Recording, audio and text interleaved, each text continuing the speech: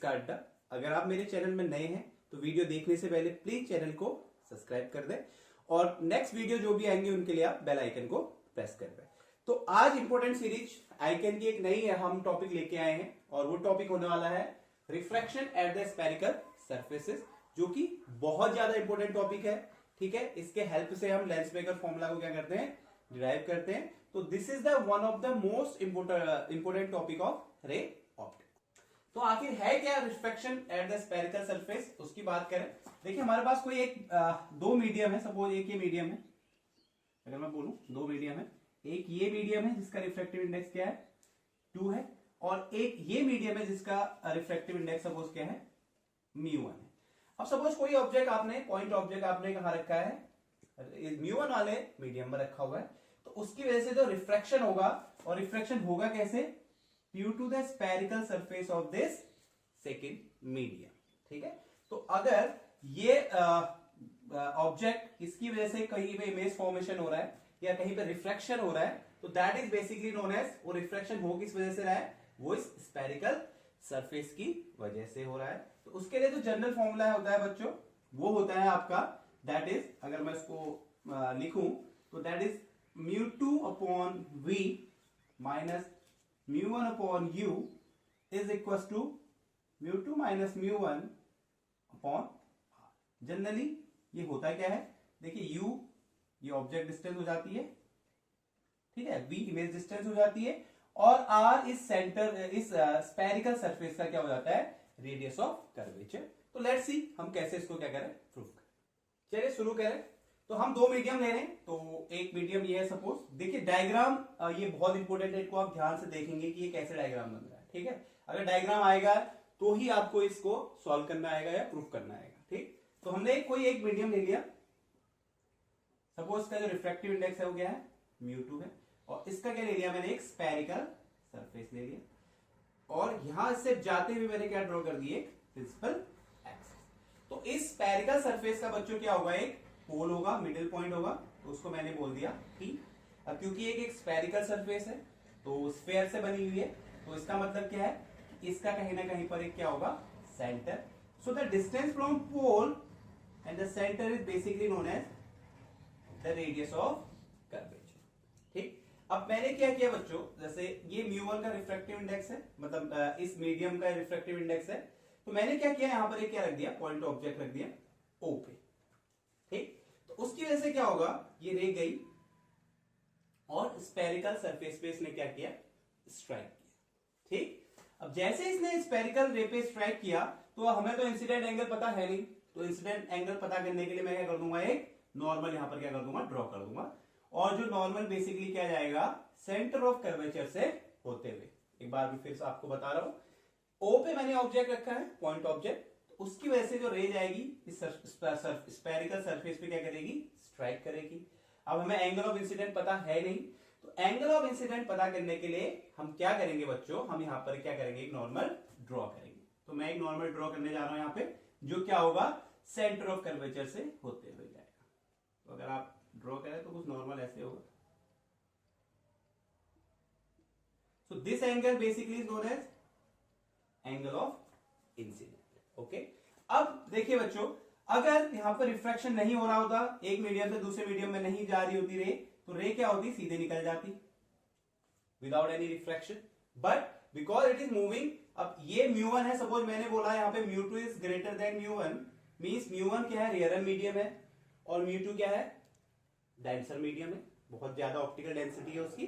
ठीक है, refractive index basically क्या रिप्रेजेंट करता है बच्चों, वो रिप्रेजेंट करता है कि कौन सा मीडियम कितना डेंस है, जितना ज्यादा रिफ्रैक्टिव इंडेक्स उतनी ज्यादा ऑप्टिकल डेंसिटी। ठीक, तो अब μ1 से μ2 जा रही है रे, अगर रिफ्रैक्शन नहीं हो रहा होता तो सीधे निकल जाती, बट रे जो है क्या कर रही है, μ1 से μ2 एंटर कर रही है, रेयरर से डेंसर जा रही है। तो जब भी रे ऑफ लाइट रेयरर से डेंसर जाती है तो वो बेंड होती है टुवर्ड्स द नॉर्मल, और नॉर्मल कौन सा है बच्चों, ये वाला। तो ये सीधे ना जाके क्या होगी, नॉर्मल की तरफ क्या हो जाएगी बच्चों, बेंड हो जाएगी, और यहां पे मुझे क्या मिलेगी, इमेज मिलेगी आई। ठीक है, यहां पे क्या मिलेगी बच्चों, मुझे इमेज आई।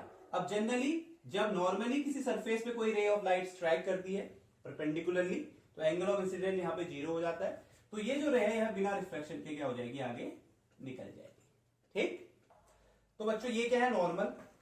नॉर्मल, और ये जो रे गई है ये वाली, ये क्या है, रिफ्रैक्टेड रे है।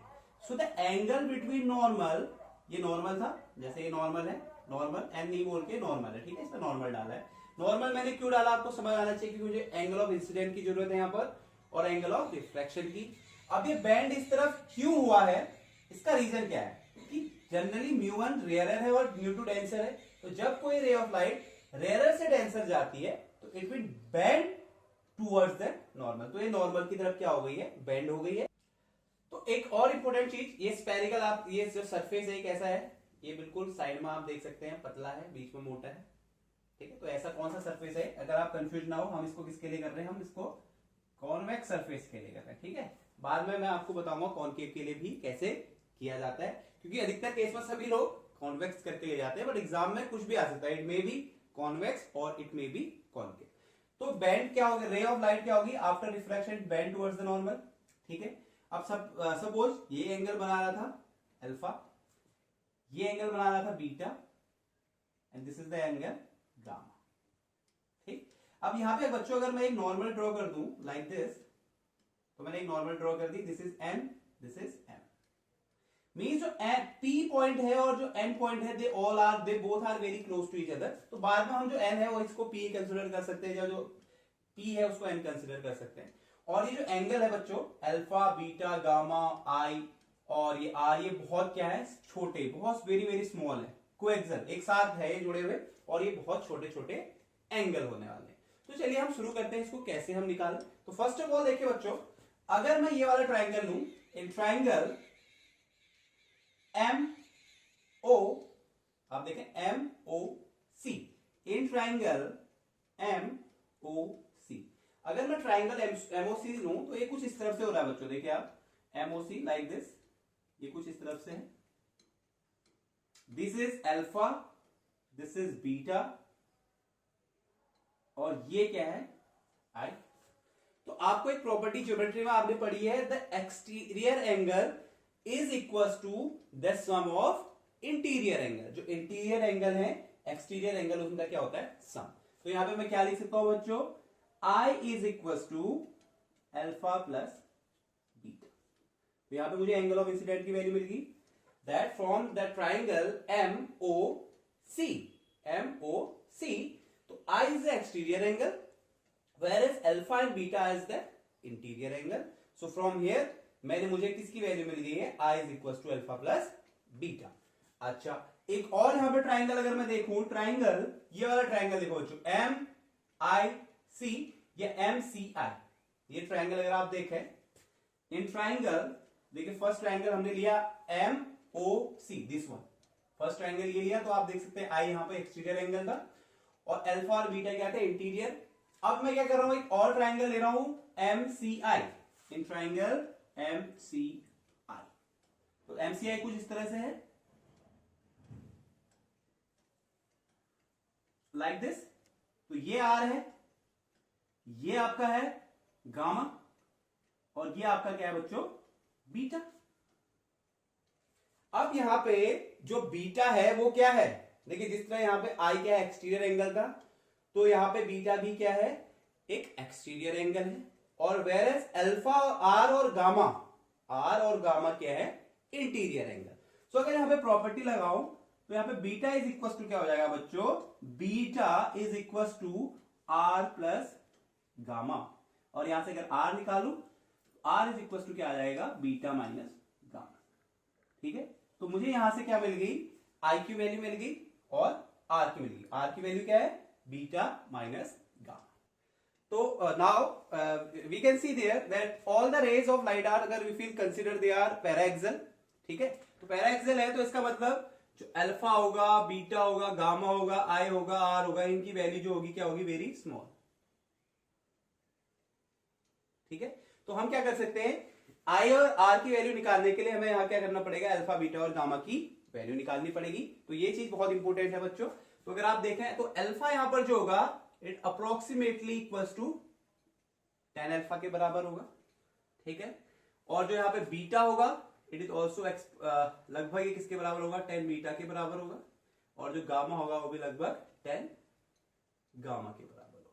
ठीक, तो अब देखिए 10 अल्फा, अब मुझे यहां से क्या चाहिए 10 अल्फा, तो हम ट्राइंगल कौन सा ले सकते हैं यहां पर, आप देखिए MON, तो MON एक क्या बना रहा है, राइट एंगल ट्राइंगल है जिसमें अल्फा ये एंगल हुआ है। तो 10 इज इक्वल टू क्या होता है बच्चों, परपेंडिकुलर अपॉन बेस।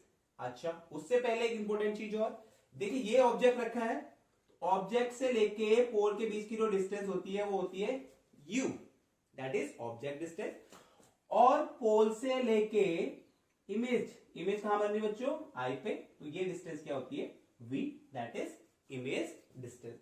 तो जब भी आप डायग्राम बनाए ये चीज लिखना ना भूलें, this is the object distance, क्योंकि पोल से o डिस्टेंस पे ऑब्जेक्ट रखा हुआ है, जबकि इमेज कहां बन रही है, p से I डिस्टेंस। तो v यहां पर इमेज डिस्टेंस हो गया, और u यहां पर क्या हो गया बच्चों, ऑब्जेक्ट डिस्टेंस। ठीक है, तो ट्राइंगल अगर ये वाला लूम है, ये वाला MOP या MNO, तो यहां पे जो 10 अल्फा की वैल्यू होगी बच्चों क्या होगी, MN upon OP, perpendicular upon base. तो यहां पे मैं क्या रख सकता हूं उसकी value, that 10 alpha is equal to MN upon OP। Now initially मैंने बोला जो N पॉइंट होता है और P पॉइंट होता है, या इसको मैं जनरली, क्योंकि यहाँ पे MN है यहाँ पर परपेंडिकुलर, तो इसको मैं क्या लिखूंगा, MON लिखूंगा इसको। ठीक, अब N की जो वैल्यू है अप्रोक्सीमेटली N और P लगभग एक थोड़े से डिस्टेंस पे लाई करते हैं, तो हम दोनों को एक जैसा सेम कंसीडर करते हैं, तो that is MN upon OP आ जाएगा। Now you can see we can put the sign convention. तो देखिए जो U है पोल के लेफ्ट हैंड साइड है, ठीक है, लेफ्ट हैंड साइड हमेशा डिस्टेंस सारी नेगेटिव होती है, और राइट हैंड साइड सारी डिस्टेंस क्या होती है, पॉजिटिव। तो क्योंकि U कहां है, लेफ्ट हैंड साइड है, तो OP की वैल्यू क्या है, यहां पर U है, तो हम यहां पर अगर OP की वैल्यू रखेंगे तो हम क्या रखेंगे उसको, नेगेटिव U। नेगेटिव U क्यों रख रहे हैं बच्चों, क्योंकि पोल के लेफ्ट हैंड साइड या ऑप्टिकल सेंटर के लेफ्ट हैंड साइड जो भी डिस्टेंसेस होती है वो हमेशा नेगेटिव होती है, और राइट हैंड साइड सारी डिस्टेंसेस क्या होती है, पॉजिटिव। तो MN upon OP is equal to MN upon minus U मैंने यहां पर रख दिया है। अच्छा, अब मुझे चाहिए 10 बीटा की वैल्यू, तो 10 बीटा के लिए मुझे क्या कंसीडर करना पड़ेगा, triangle MNC। So in triangle MNC अगर आप देखें ये वाला, तो यहां पे जो 10 बीटा होगा वो क्या होगा, MN अपॉन NC। ठीक है, क्या होगा यहां पर, MN अपॉन NC। ठीक है बच्चों। अच्छा, मैंने आपको बोला कि P और N लगभग लगभग बराबर होते हैं, तो MN अपॉन क्या हो जाएगा, PC। नाउ जो P और C की वैल्यू है वो है R, but R in the right side of the pole, तो R क्या होगा यहां पर, पॉजिटिव। तो ये इसको क्या लिख दूंगा बच्चों, MN upon plus R। Plus R क्यों, क्योंकि R जो है वो राइट हैंड साइड है।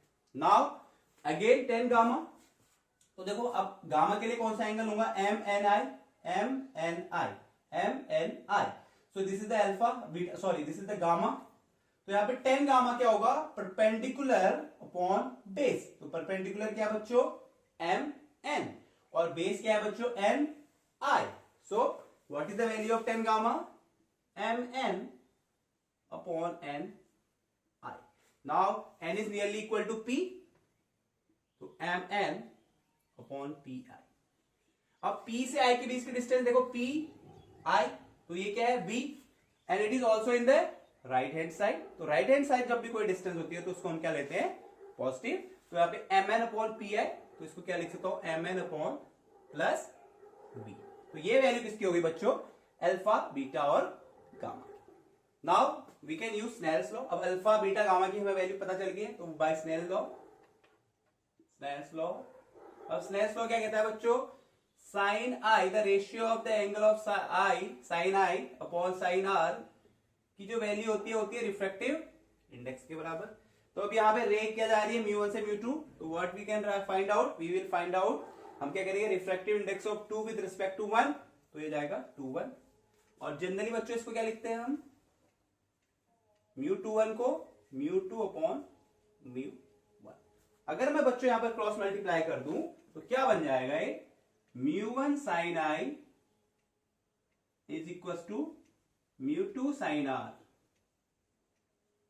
अब इनिशियली मैं आपको बता चुका हूं कि these angles are very very small, तो यहां पर जो साइन आई की वैल्यू होगी बच्चों वो अप्रोक्सीमेटली हो जाएगी आई के बराबर, और जो साइन आर की वैल्यू हो जाएगी बच्चों वो अप्रोक्सीमेटली हो जाएगी आर के बराबर। तो ये रिलेशन क्या निकल जाएगा बच्चों, ये रिलेशन अब मैं इस साइड कर रहा हूं तो आप कंफ्यूजन ना हो, यहां से इस साइड में आ गया, तो ये जो रिलेशन है अगर ये वैल्यू यहां पे रख दूं तो ये रिलेशन क्या बन जाएगा, μ1i is equal to μ2r। क्या बन जाएगा बच्चों ये relation, μ1i is equal to μ2r। So now if you put the, जो हमने आई और आर की वैल्यू निकाली थी कहां पे, एक्सटीरियर और इंटीरियर एंगल वाली, तो वो वैल्यू पुट कर दें।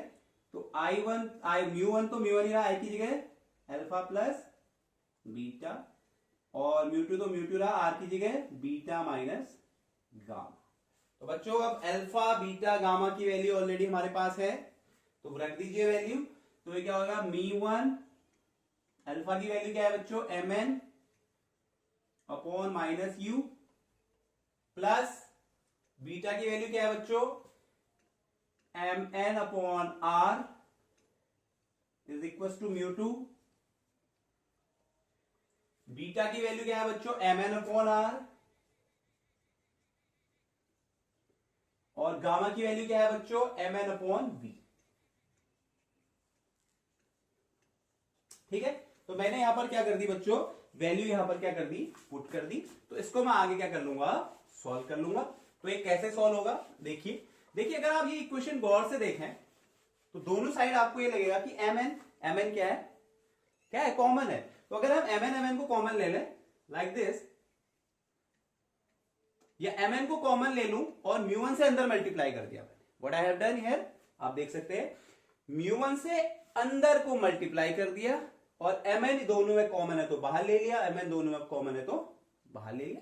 तो क्या बन गया, mn कॉमन, तो ये बन गया μ1 अपॉन u, क्या बन गया, μ1 अपॉन u, लेकिन किसका, नेगेटिव का, plus μ1 upon r is equal to, फिर बच्चों क्या किया, mn कॉमन और μ2 से मल्टीप्लाई अंदर, तो μ2 upon r minus μ2 upon mn cancel बच्चों। तो ये इक्वेशन क्या बन गई, μ1 upon minus u plus μ1 upon r is equal to μ2 upon r minus μ2 upon v। अब r वालों को एक साथ और v और u वालों को एक साथ, तो इसको उठा के इधर ले आया, तो क्या हो गया ये μ1 अपॉन माइनस u, अब v यहां नेगेटिव का था, इधर आके क्या होगा, पॉजिटिव का, तो क्या हो जाएगा प्लस μ2 अपॉन v, और ये इधर जाएगा तो μ2 upon r1 r μ1 upon r। तो बच्चों अगर इसको सही अगर मैं तरीके से लिख दूं तो ये पॉजिटिव है तो उसको पहले लिख लूं, तो μ2 upon v minus μ1 upon u is equal to, अगर r कॉमन ले तो क्या हो जाएगा, μ2 माइनस μ1 अपॉन r। सो बच्चों this is the final expression for the spherical eight the spherical surface. हमने कौन सा लिया है, कॉन्वेक्स। और यहां पे इंपॉर्टेंट बात क्या है कि जब रे ऑफ लाइट कहां जा रही है बच्चों, यहां पे किस चीज के लिए, जब μ1 से कहां जा रही है, μ2, जब μ1 से μ2 जा रही है तो उसके लिए जो रिफ्रैक्शन का फॉर्मूला होगा थ्रू द स्फेरिकल सरफेस, तो वो क्या होगा बच्चों, μ2 upon v minus μ1 upon u is equal to μ2 minus μ1 upon r। So this is the final expression. तो बच्चों जो हमने पढ़ा refraction at the spherical surface, so when a ray of light is going from μ1 to μ2, mean ये एक medium है, medium μ1 से μ2 जा रही है अगर जब रे ऑफ लाइट, तो उसके लिए जो हमने रिफ्रैक्शन वाला फॉर्मूला पढ़ा, क्या पढ़ा, μ2 upon v minus μ1 upon u is equal to μ2 minus μ1 upon r। ठीक, अगर सेम चीज अगर यहां पे थोड़ा सा चेंज मैं कर दूं बच्चों, ये सीखने वाली बात है, बहुत इंपॉर्टेंट चीज है। अगर यही चीज क्या हो, अगर रे ऑफ लाइट μ2 से अब μ1 जा रही है, अब डेंसर से रेयरर जा रही है, रेयरर से डेंसर, अब डेंसर से रेयरर जा रही है, तो क्या होगा, there is a slight change in the formula, और वो चेंज क्या होगा आप देखें, तो μ1 अपॉन v हो जाएगा, जबकि ऊपर गया μ2 upon v, minus μ2 upon u is equal to μ1 minus μ2 upon r। तो ये बच्चों का फॉर्मूला होगा, ये फॉर्मूला तब होगा जब the ray of light is travelling from μ2 to μ1, और ये कब होगा जब ray of light is travelling from μ1 to μ2। So बच्चों मैंने अभी आपको बताया स्फेरिकल सरफेस कौन सी, कॉन्वेक्स सरफेस के लिए। अगर आप करना चाहें तो कॉनकेव के लिए भी कर सकते हैं आप। मैं यहाँ पे डायग्राम बना दे रहा हूं, बाकी सारी प्रोसेस सेम है, बस इंपॉर्टेंट चीज क्या है आपको डायग्राम समझ में आना चाहिए। डायग्राम समझ आ गया तो उसकी वजह से आपने आई निकालना है, आर निकालना है, अल्फा बीटा गामा निकालने हैं, स्नेल्स लॉ रखना है, और μ1 i1 μ1 i equal to μ2 r रख देना है, और आपको फॉर्मूला मिल जाएगा। तो मैं यहाँ पे आपको सिर्फ कॉनकेव सरफेस के लिए डायग्राम बताने जा रहा हूं। और एक और इंपॉर्टेंट चीज, जो भी फॉर्मूले कॉन्वेक्स के लिए होते हैं वो फॉर्मूले कॉनकेव के लिए भी सेम वही होते हैं, ठीक है। तो कंफ्यूजन होने वाली जरूरत नहीं है, कॉनकेव के लिए भी एट द एंड वही फॉर्मूला आएगा जो कॉन्वेक्स के लिए आया। लेकिन आप कैसे प्रूव करेंगे, आप ट्राई कर सकते हैं घर में इसको प्रूव कैसे कर सकते हैं। मैं जस्ट आपको डायग्राम समझा दूंगा, तो अगर डायग्राम आप समझ जाएंगे, क्योंकि अभी कॉन्वेक्स वाले को मैं डायग्राम से अच्छे से बताया आपको, तो अगर आप समझ गए तो आप इसको इजीली कर लेंगे। तो देखो बच्चों, वही मैंने क्या लिया, दो मीडियम लिए, दिस इज 1, और ये μ2 वाला है और ये μ1 वाला है। अब ये क्या है, कॉनकेव सरफेस है, तो ये कुछ केव सरफेस हो जाएगा। नाउ इसका भी एक मिडिल पॉइंट होगा P। अब वो कहां होता है बच्चों, राइट साइड होता है, इस साइड होता है। तो मैंने क्या डाल दिया, एक प्रिंसिपल एक्सिस यहां पर डाल दी। अब बच्चों क्योंकि सरफेस इधर को खुला है, तो इसका जो सेंटर होगा वो कहीं यहीं पे होगा, इस साइड होगा, तो ये हो गया सेंटर। तो पोल से सेंटर के बीच की जो डिस्टेंस होगी वो क्या होगी बच्चों, r, ठीक है। तो मैंने क्या किया बच्चों, यहां पे इनिशियली क्या रख दिया, एक object, point object O object रखा हुआ है, ये रिफ्रैक्टिव इंडेक्स है μ1 से μ2, रे ऑफ लाइट जा रही है। तो मैंने क्या किया, ये लाइट गई, क्या हुआ बच्चों, लाइट गई, पॉइंट ऑब्जेक्ट से लाइट गई, सरफेस पे स्ट्राइक की। तो मैं क्या करता हूं यहां पर, आप इसको थोड़ा सा और मैं इसको थोड़ा बड़ा बना दूं ताकि आपको देखने में आसानी हो, ठीक है। मैं थोड़ा इसको और बड़ा बना दे, इतना बड़ा मैंने इसको बना दिया, इसको ये थोड़ा बड़ा बना, ठीक है। तो रे ऑफ लाइट गई कुछ इस तरह से, या थोड़ा और इसको और प्रिंट कर दूं, रे ऑफ लाइट गई इस तरह से, यहां पे स्ट्राइक किया। तो एंगल ऑफ इंसिडेंस जानने के लिए मैं क्या करता हूं बच्चों, हमेशा यहां पर एक नॉर्मल डाल देता हूं जो सेंटर ऑफ कर्वेचर से होके जाती है, ठीक है। तो ये एंगल कितना हो गया बच्चों, I, ये एंगल ऑफ इंसिडेंट हो गया है, ठीक है, ठीक है बच्चों, ये क्या हो गया है, एंगल ऑफ इंसिडेंट। नाउ ये नॉर्मल है, तो जनरली तो रे ऑफ लाइट होगी, और अगर यहां पे रिफ्रैक्शन नहीं होगा तो सीधे यू निकल जाएगी, क्या निकल जाएगी बच्चों, सीधे निकल जाएगी ऐसे, इस तरह से। लेकिन नाउ इट इज, ये क्या हो रही है, रेयरर से डेंसर जा रही है, क्योंकि हम मान रहे हैं कि μ2 इज ग्रेटर देन μ1, तो ये डेंसर है, रेयरर है। तो whenever the ray of light is travel from rarer to denser, तो it will bend towards the normal। तो ये कहां हो जाएगी, थोड़ी सी, ये नॉर्मल है तो इसकी तरफ ऐसे ना जाके ऐसे बेंड हो जाएगी, ठीक है। तो it will be something like that. तो ये एंगल जो हो जाएगा आपका क्या हो जाएगा, एंगल ऑफ रिफ्रैक्शन R। तो अगर इसकी लाइन को मैं आगे बढ़ा दूं तो बच्चों यहां पे मुझे क्या मिलेगी, इमेज, ये मुझे क्या मिलेगी यहाँ पे, इमेज R। और ये एंगल R और रिफ्रैक्शन है, तो ये एंगल भी क्या हो जाएगा, R। ये जो एंगल है अपोजिट, वर्टिकली अपोजिट एंगल है, तो एंगल क्या हो जाएगा, R। तो ये मेरे पास क्या बन जाएगा, इसके लिए कुछ इमेज फॉर्मेशन। तो आप क्या कर सकते हैं, वही चीज आपने की, ये अल्फा ले लिया, this is beta and this is gamma, ठीक है। तो ये ऑब्जेक्ट डिस्टेंस होगी, O से पोल के बीच की डिस्टेंस होगी U, I से लेके P की डिस्टेंस होगी V, और C से लेके यहाँ की डिस्टेंस होगी R। ये क्या है, रिफ्रैक्टिव इंडेक्स μ1 वाला है, राइट कहां जा रही है, μ2 में। O, तो आप क्या करेंगे, वही ट्राइंगल लेंगे एक बार, ठीक है, एक एक्सटीरियर इंटीरियर एंगल लेंगे और इसको सॉल्व करेंगे।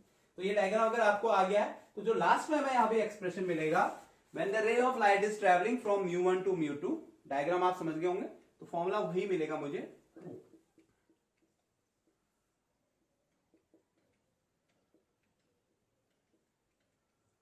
तो यही फॉर्मूला मुझे क्या होगा, यहां पे भी मिलेगा। लेकिन डायग्राम समझना है, एक बार और मैं बता दे रहा हूं कि ऑब्जेक्ट को O पे रखा, ठीक है, तो स्ट्राइक किया, पॉइंट ऑब्जेक्ट है। नाउ दिस इज, तो नॉर्मली जा रहा है तो ये सीधे निकल जाएगा विदाउट एनी रिफ्रैक्शन। तो रे ऑफ लाइट गई, स्ट्राइक हुई, नॉर्मल डाला तो मुझे एंगल ऑफ इंसिडेंट मिल गया। और अगर ये रिफ्रैक्शन नहीं होता तो रे सीधे निकल जाती, बट रिफ्रैक्शन हो रहा है, μ1 से μ2 जा रही है, तो it will bend towards the normal, कुछ ऐसे मुड़ जाएगी इस तरफ, ऐसे मुड़ जाएगी, तो ये आफ्टर रिफ्लेक्शन हमें ये रे मिलेगी। नॉर्मल और रिफ्रैक्टेड रे के बीच जो एंगल होगा वो होगा आर, तो ये आर ये वाला हो जाएगा। तो फाइनल इमेज कहां पे मिलेगी मुझे, यहां पर आई में मिलेगी, और आई पे मिलेगी तो मैं एंगल मान लूंगा अल्फा बीटा गामा, और I will do the same one. फिर मैं क्या करूंगा, यहाँ पे परपेंडिकुलर डाल दूंगा, ये एम हो गया तो ये एन हो गया। तो यहाँ पे देखो 3 राइट एंगल ट्राइंगल दिख रहे हैं, 1 2 3, तो इन ट्राइंगल को लेंगे आप, अल्फा बीटा गामा की वैल्यू मिल जाएगी।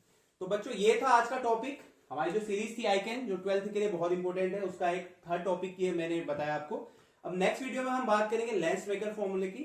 तो उस लेंस मेकर फॉर्मूला वो भी is a very important topic of your syllabus, तो वो भी इसी स्फेरिकल सरफेस पे बेस्ड है। तो उसके लिए आपको इसको डिटेल में देखें, घर पे इसको ट्राई करें। जब तक आप खुद से लिख के कॉपी में नहीं करेंगे ये आपको समझ में नहीं आएगा। तो बच्चों लास्ट में आपको क्या करना होता है, वीडियो अगर आपको पसंद आई है तो लाइक बटन प्रेस कर दें, अपने दोस्तों के साथ वीडियो शेयर करें, चैनल को सब्सक्राइब करें और मेरे साथ बने रहें।